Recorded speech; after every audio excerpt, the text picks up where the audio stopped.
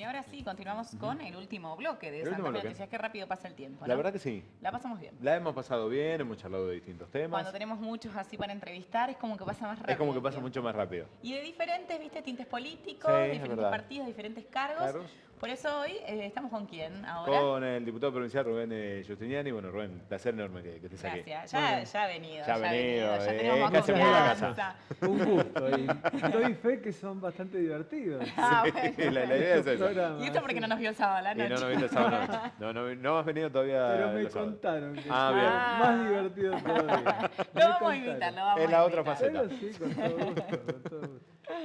Bueno. Así que, bueno, venimos con una semana con un poco de todo. Muy cargada. Exactamente, ¿no? Y un poco el tema de la relación que se viene cuestionando Sí. entre gobernación a nivel provincial y a nivel nacional, ¿no? Claro. Un poco la disputa Macri-Lifchit Sí. y bueno, y todo lo que se genera detrás, ¿no? ¿Cómo se ve esto desde la Cámara? Yo creo que hay que sentarse entre el gobernador y el presidente de la Nación a tomar un café y empezar a articular políticas. Es imposible, imposible. Y la experiencia que tenemos es larga. Articular políticas públicas, vamos a lo concreto. Claro. Seguridad. Sí. Si no hay narcotráfico, si no hay coordinación entre nación, provincia y municipio, imposible. No se Totalmente. puede hacer nada. Uno habla de cloacas necesarias, lo mismo. Uno habla de accidentes viales, lo que estamos padeciendo en la circunvalación, Sí. que es una vía nacional, Ujú. pero está dentro de la ciudad. Claro. Entonces me parece que tienen que tranquilizarse todos los ánimos y respetando las identidades de cada quien, de los espacios políticos, pero cuando hablamos de políticas de Estado, cuando hablamos de cosas concretas que son en beneficio de la gente, Claro. me parece que cualquier otra ambición hay que dejarla. Claro, porque en definitiva quien sale perdiendo somos los santafesinos, Por ¿no? En toda supuesto. esta disputa. Perdemos todos, es así. Sí, porque además me parece que hoy tenés otro tiempo y otras realidades para atender de una reacción que viene en torno de presidencia, tal vez más con un fin de una construcción política para lo que se viene en el 2017 que de otro fundamento, de otro cruce en esta pelea. Además que yo lo veo hasta algunas expresiones, hasta me da la sensación de que salen hasta incluso fuera de lo ideológico, Claro. ¿no? Son reacciones, diría, casi adolescentes. Por sí. eso yo digo, tranquilos, siéntense, gobernador, presidente de la Nación, a charlar y a coordinar Sí. las políticas hacia adelante. También venimos con un paradigma de, hoy una de las notas del diario decía el reconocimiento de la cantidad de desempleos que hubo desde noviembre, diciembre, Diciembre, creo que es, para al adelante. día de hoy, más de 3.500 Sí. desempleos en todo lo que es el país. Y bueno, con todos los tarifazos, Claro. que también todo tiene relación, ¿no? Con todo. La Todo. apertura de las importaciones, que hemos estado sintiendo siempre hace mucho. Exactamente, Todo, exactamente. todo. Es una situación económico-social muy complicada, muy Sí. complicada. Después de la devaluación que se produjo en diciembre del año pasado, fue un traslado a precios. Claro. Hubo, uno habla del pan, de la leche, de la carne, de todos los artículos de primera necesidad, un aumento muy fuerte. No fue acompañado igual por un aumento salarial de esas características y arriba de eso los tarifazos. Claro. Es decir, que unos tarifazos en gas, en electricidad, que deterioran el poder adquisitivo de los salarios. Por lo tanto, creo que la situación económico-social es lo fundamental, lo que hay que atender, lo que hay que ver y en el cual los que gobiernan son las principales cuestiones a atender. Nosotros de la legislatura provincial, con Silvia Burger, con Palo Oliver, en este tema de los tarifazos presentamos nuestros proyectos, un marco regulatorio de los servicios públicos. No se pueden hacer tarifazos sin audiencias públicas previas. La justicia ha sido contundente en este sentido. Tenemos que ir a una situación en donde las tarifas estén relacionadas con los parámetros económicos. No Claro. se puede hacer un aumento de un 400% de la tarifa de gas cuando el salario aumenta el 30%, Sí. cuando la inflación está en el 40%. Claro. No tiene proporción económica. Sí. Por eso se habla de tarifas justas y razonables. Por eso se habla de audiencias públicas previas, Claro. que es un derecho constitucional de la gente antes de un tarifazo. Y por eso estos temas son los temas de agenda del día, no son los temas de la gente. Sí, uno de los temas que nosotros hablamos es la cantidad de locales en Rosario. Han cerrado más de 1.500 locales y lugares emblemáticos de la ciudad que hoy en día pasás hasta por la peatonal y están cerrados. Uno como ciudadano se preocupa y dice, ¿en qué va a terminar esto si así arrancamos? ¿Cómo va a terminar, no? Nosotros hacemos un estudio cada 3 meses, que es una encuesta, 500 casos en la ciudad de Rosario, presenciales, con nuestro Centro de Estudio de Igualdad Argentina, que es un índice de confianza al consumidor. Son 6 preguntas. La primera pregunta, o las 2 primeras, es referida al año pasado. ¿Cómo está su situación personal económica respecto al año pasado? La mayoría dice peor. ¿Cómo está la situación del país? Esa es la segunda pregunta que se le hace a cada uno de los 500 personas respecto al año pasado. La mayoría dice peor. Las 2 preguntas siguientes del presente. ¿Está dispuesta usted? Y ahí va a lo que vos decías recién. ¿Está dispuesto usted en este momento a comprar electrodomésticos? No. ¿Está dispuesto usted a comprar casa o automóviles? No. Mayoritariamente que no. Y hay 2 preguntas finales que hablan de hacia adelante, que eso por lo menos lo que da una ventanita de expectativa, porque pregunta, ¿cómo creo que su situación económica va a estar el año que viene? La gente dice mejor, mayoritariamente, ¿no? Y también la gente necesita tener una Claro. esperanza. O sea, más allá de lo que cree, a veces uno piensa no porque vaya a ser así, sino porque tener una idea positiva. Exacto, aunque ya estamos en el segundo semestre y no apareció la felicidad. No, como se anunciaba. Ni parece todavía, ¿no?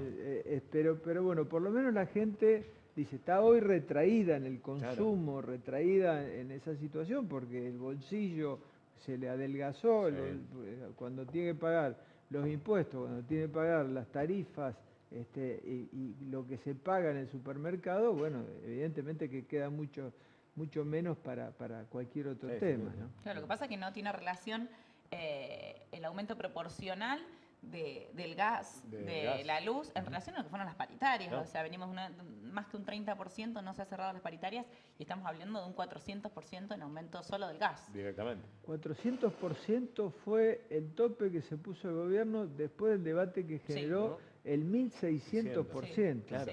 Convengamos, yo lo dije, hemos hablado, con Diego, hemos hablado en todos estos años, yo como senador nacional en su momento denunciaba la simetría existente entre lo que pagaban los porteños y el conurbano rico bonaerense en gas, en luz, 30 pesos la boleta.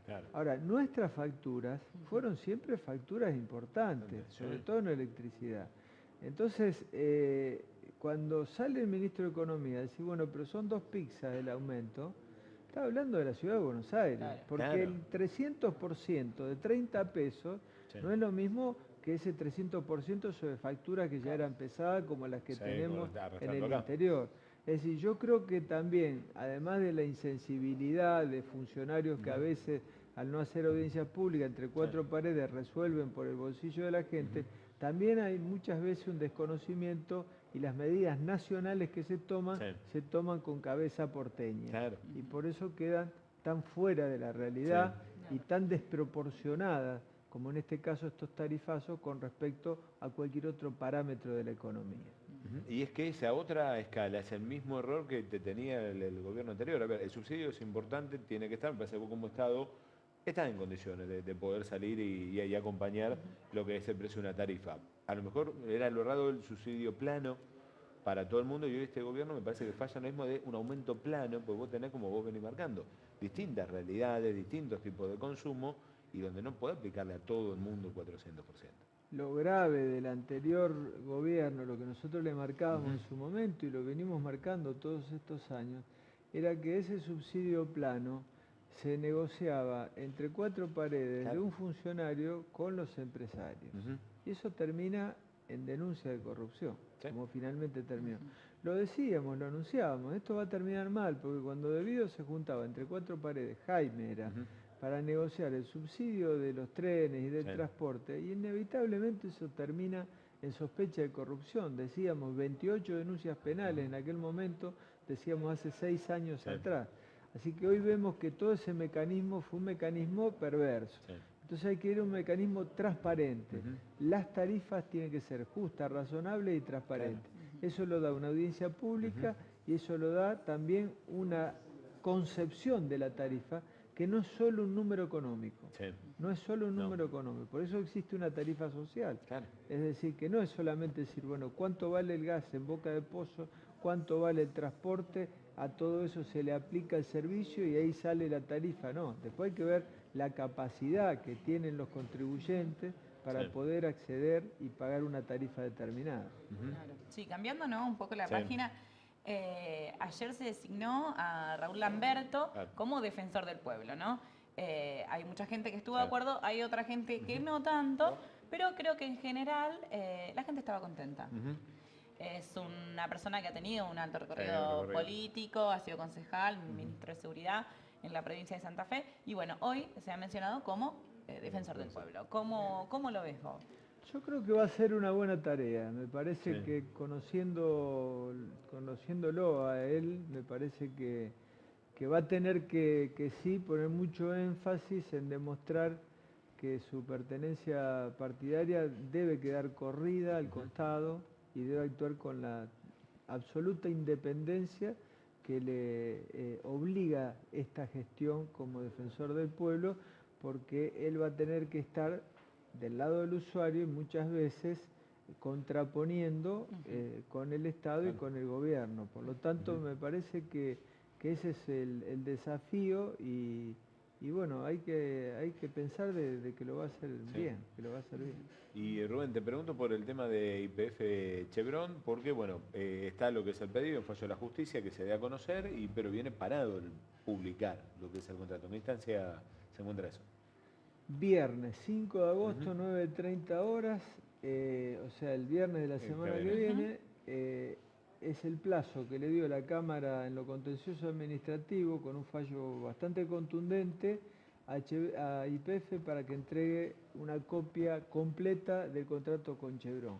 El 10 de noviembre pasado, el fallo de la Corte Suprema dijo: el derecho a acceso a la información es del pueblo de la nación y no del Estado, y lo obligó a YPF a darme, que fui el amparista, una copia de ese contrato. Yo espero, aspiro, creo que el viernes vamos a tener el contrato. Yo creo que YPF va a tratar de hacer el vericueto que hizo en febrero, que tenía que entregar el contrato, y apeló. Me parece que va a apelar nuevamente, pero espero que la Cámara nos dé ese contrato y lo podamos mostrar a la población. Estamos hablando recursos naturales, los más importantes del país: Vaca Muerta, segunda reserva de gas no convencional del mundo, cuarta reserva de petróleo no convencional del mundo, y un contrato sin licitación de manera directa que se le dio por 35 años a la multinacional Chevron. ¿Hasta cuándo hay tiempo? ¿Viernes? Viernes 9:30 horas. Bueno, a lo mejor tenemos la novedad para contarlo el viernes en el programa que viene. Bueno, gracias Rubén por venir. Seguramente tendremos más información el viernes que viene, pero ahora vamos a ver qué se viene después. ¿Cómo sigue la continuidad? A ver qué se viene en Avances TV. Muy buenas noches, ¿cómo les va?